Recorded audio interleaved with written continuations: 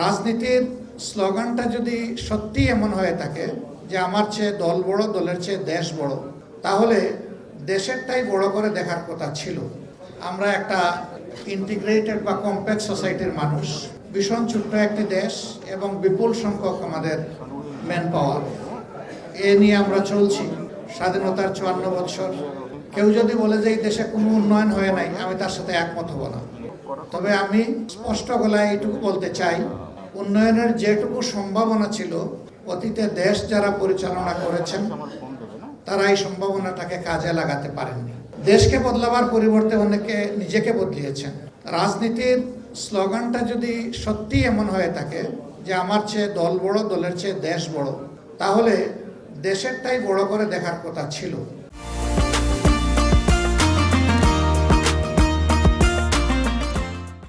কিন্তু বাস্তবে রাজনীতিবিদরা তাদের কর্মকাণ্ডের মাধ্যমে এটার প্রমাণ তুলে ধরতে পারেননি।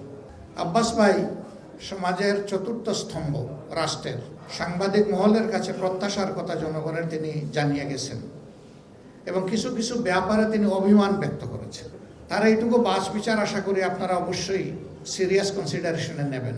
আমি ওইদিকে যাচ্ছি না। আমি শুধু এতটুকু বলবো যে বাকি যে 3টা স্তম্ভ আছে, এই 3টা স্তম্ভের কোনোটাই 4D ভিশনে সমাজকে দেখে না, নিজেকে দেখে না।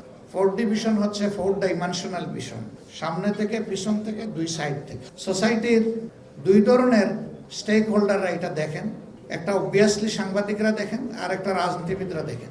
এই 2টা জায়গায় যদি স্বচ্ছতা এবং ভালো বোঝাপড়া থাকে, একটা সমাজ সামনের দিকে এগিয়ে যায়। কিন্তু এই 2 জায়গার যে কোনো এক জায়গায় স্বচ্ছতার যদি ঘাটতি হয়, এই সমাজ কুড়িয়ে কুড়িয়ে সামনের দিকে যায়, হামাগুড়ি দিয়ে যায়, দৌড়ে সামনের দিকে তার গন্তব্যের দিকে যেতে পারে না। বাংলাদেশের অবস্থা বাস্তবে এটি হয়েছে। এই অবস্থায় রাজনীতিবিদদের অবশ্যই আত্মসমালোচনার প্রয়োজন। তার পাশাপাশি গণমাধ্যমে যারা আছেন তাদেরও বুক টান করে দাঁড়ানো দরকার।